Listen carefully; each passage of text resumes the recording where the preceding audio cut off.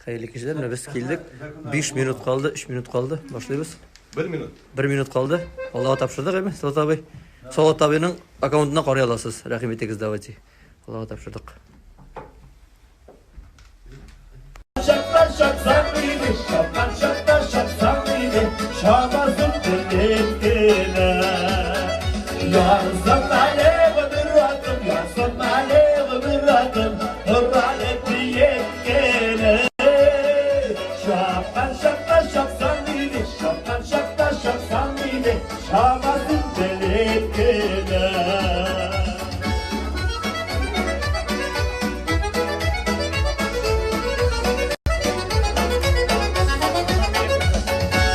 Bulasın fındık aklım,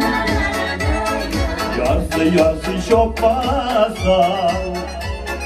Uzun toprak duru yoldan, salmatına vatılasan. Yarsın alevimi rahatım, yarsın alevimi rahatım. Hırranetti yetkene.